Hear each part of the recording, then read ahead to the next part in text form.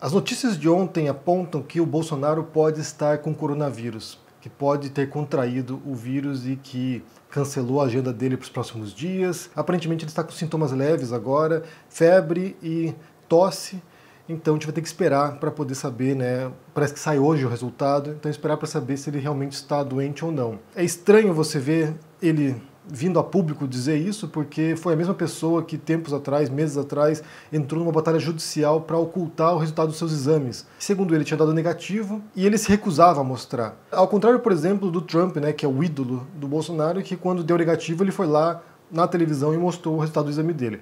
Mas ele entrou numa disputa, não queria mostrar, ninguém entendeu por quê, mas faz parte dessa guerra narrativa deles, né? Essa guerra de informação, de desinformação também. E agora ele já cancelou a agenda, quem esteve próximo do Bolsonaro nos últimos dias vai ter que também ser testado, isso inclui a cúpula do governo Bolsonaro, isso inclui também o embaixador dos Estados Unidos no Brasil, que é o John Wayne, que você viu recentemente esse cara fantasiado de cowboy numa entrevista. E o que eu achei, na verdade, mais deprimente de tudo foi ver as pessoas ontem na internet comemorando o fato de o Bolsonaro poder estar com o vírus letal, torcendo para que o vírus mate o Bolsonaro. E aqui, sinceramente, isso vai na contramão daquilo que a gente tem dito aqui constantemente no canal, que o melhor modo de enfrentar esse ódio deles, essa intolerância deles, não é procedendo do mesmo modo. Se a gente quiser algum tipo de justiça, a gente teria que esperar que ele fosse julgado e condenado por um tribunal internacional por crimes contra a humanidade, que ele já tem denúncias nesse sentido, que os filhos dele também fossem condenados, ver a punição legal existente para isso, né? Não esperar que ele morra por causa disso. Eu já achava lamentável isso quando ele foi esfaqueado em 2018.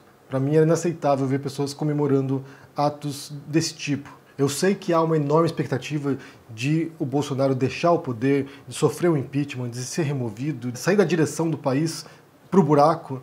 Há uma expectativa enorme, nós torcemos para que ele seja removido, para que haja algum tipo de processo de afastamento dele, mas isso não quer dizer que eu torça para que alguém morra. Realmente, para mim, isso é fora de cogitação. A gente fala muito aqui sobre valores, né, sobre o comportamento ético, sobre como tratar os outros, e isso passa também por isso. Pelo modo como a gente chega até aquelas pessoas das quais a gente discorda. Embora, nesse caso do Bolsonaro, seja um caso extremo, né, porque tem um sujeito ali incompetente, um sujeito que, graças à sua inação, já levou à morte mais de 65 mil brasileiros, né? E eu quero relembrar aqui, na verdade, a situação que teve semanas atrás, aqui, quando a gente viu o Márcio, o pai do Hugo, que morreu por causa de coronavírus, que, diante de um protesto que estava sendo feito na praia de Copacabana, um bolsonarista foi lá derrubar as cruzes e o Márcio, em memória ao filho dele, foi lá reerguer as cruzes.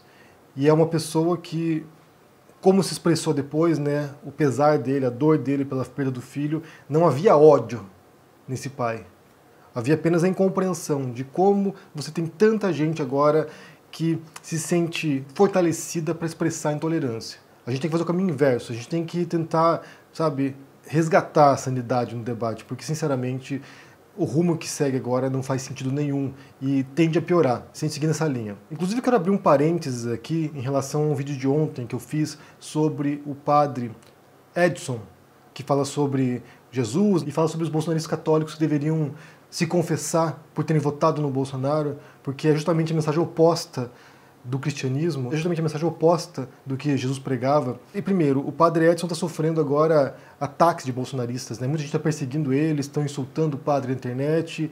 Ele teve que emitir uma nota se justificando, explicando a posição dele. Embora ele não tenha recuado, ele certamente está intimidado pelo nível de ódio que tem recebido, né? Para você ver como são as pessoas, né? Agora um padre propagando a mensagem que está nos evangelhos está sendo atacado por bolsonaristas, cidadãos de bem, muitos deles católicos também, ou, sabe, supostamente cristãos. E eu quero comentar aqui uma resposta que foi feita por um canal aqui chamado Vitor Fontoura, que ele comentou esse vídeo meu sobre o padre, e ele se vê surpreso porque eu, né, que não tenho religião, ateu, esteja tendo uma leitura muito mais próxima dos evangelhos do que muitos cristãos que simplesmente se descolam dessa mensagem essencial, que é o amor ao próximo, de respeito ao próximo, de acolhimento, de caridade e de tolerância. E ele comenta uma coisa ali que é importante observar aqui, né, porque senão dá a impressão que eu defendo essa visão porque eu sou progressista, eu defendo essa leitura de Jesus porque eu sou progressista, e isso é um equívoco total, porque o meu afastamento, eu já fiz um vídeo sobre isso aqui, sobre ateísmo,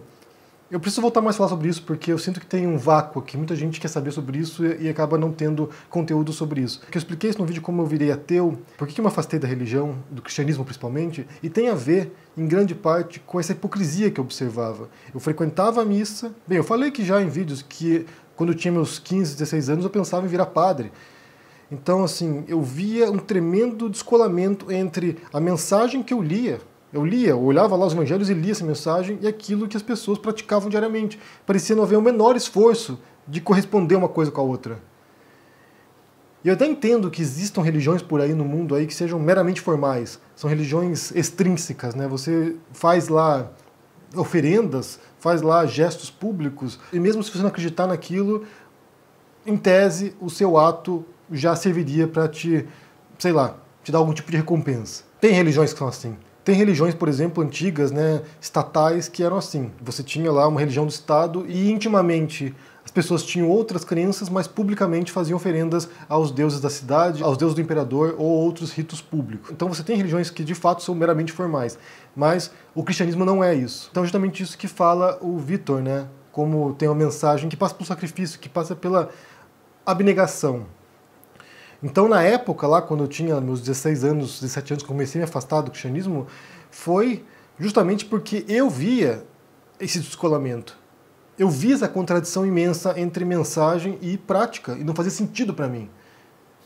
Então fui ler outras coisas, fui fazer outras coisas, fui pesquisar outras coisas. Isso me levou gradualmente a esse afastamento. O livro que eu escrevi sobre Jesus, por exemplo, O Rei dos Judeus, no qual eu tenho essa leitura histórica, e aqui é basicamente a minha leitura do cristianismo, é histórica, eu não discuto teologia aqui, não estou debatendo, sabe, dogmas, não estou debatendo aqui certas noções transcendentais da religião, porque isso não me interessa, para ser bem sincero. Alguém uma vez escreveu uma frase aqui que debater esses assuntos, né, teológicos é como discutir o tamanho do chifre do unicórnio sem provar que o unicórnio existe. Então, para mim, é mais ou menos isso.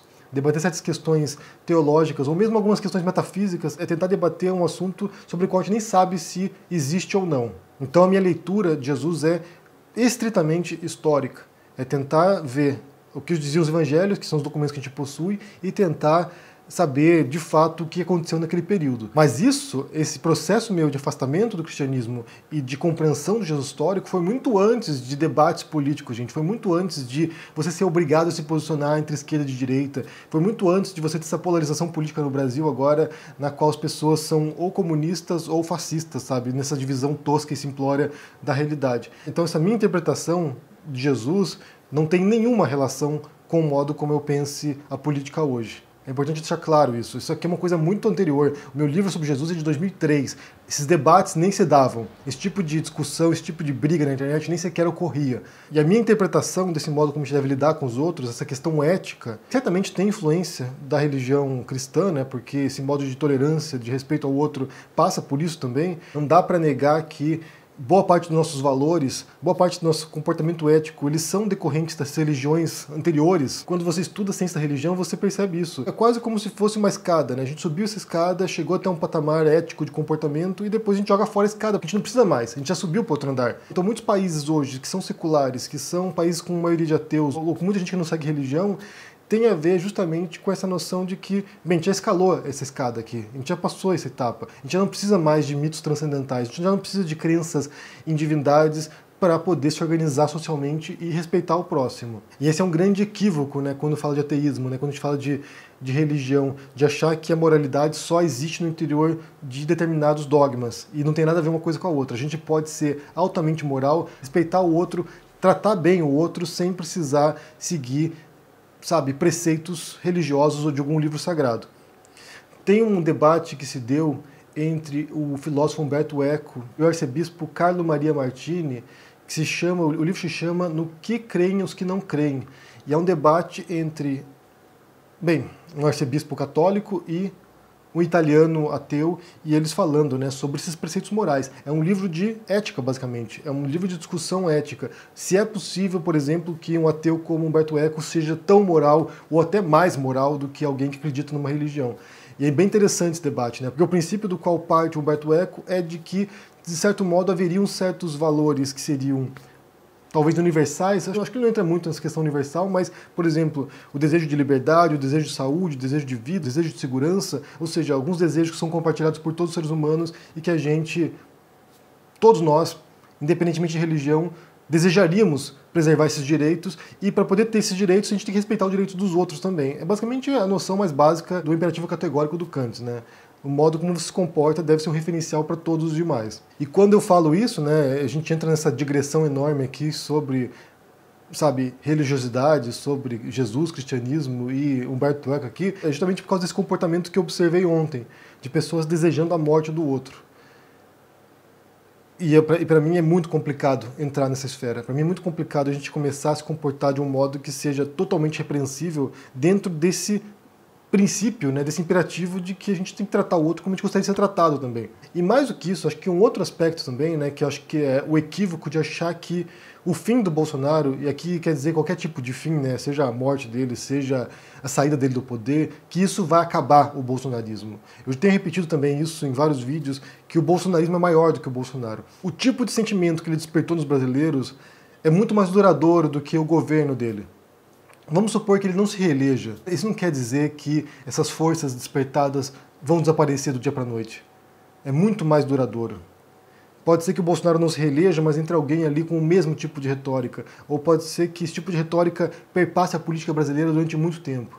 Então, o ato de confrontar esse tipo de energia, esse tipo de força destrutiva, parte da gente também. A gente tem que vir aqui e demonstrar que esse comportamento não é moralmente aceito e não é politicamente também tolerável. E celebrar ou torcer pela morte dos outros ou pelo sofrimento dos outros é proceder do mesmo modo como eles procedem com a gente. É nos comportar do mesmo modo como eles se comportam conosco. E isso simplesmente invalida completamente a nossa posição.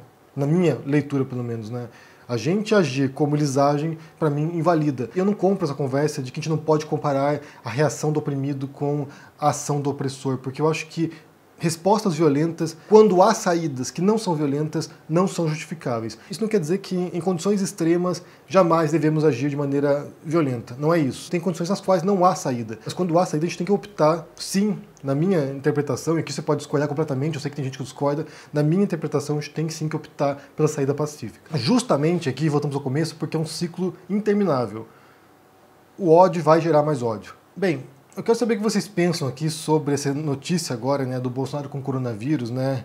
Se você acha que tem algum motivo para celebrar esse tipo de coisa. Muita gente tem entendido aqui que ele vai utilizar mais uma vez isso para poder vender a cloroquina, para a qual a gente não tem nenhuma confirmação científica de que funciona ou não. Parece que ele já está tomando hidroxicloroquina, então se ele se curar com isso, ele vai usar mais uma vez esse argumento e vai tentar socar goela abaixo dos brasileiros isso, né? Essa resposta. Mas o que vocês pensam sobre isso e também em relação a essas demonstrações aí de comemoração pela doença do Bolsonaro? O que vocês pensam? Deixa no comentário aqui embaixo, deixa o joinha, assine o canal, confira o meu livro que está na pré-venda agora na Cota Editorial, que é Minha Especialidade é Matar, como o bolsonarismo tomou conta do Brasil, que é um livro sobre 1 ano e meio do governo Bolsonaro, e que fala justamente, na verdade, né, principalmente sobre toda essa retórica de ódio, de destruição, de intolerância que esse governo e esses sujeitos que estão no poder agora propagam. E como a resposta não é agir do mesmo modo como eles. Diga o que vocês pensam sobre isso, deixa no comentário aqui embaixo e até mais. Tchau!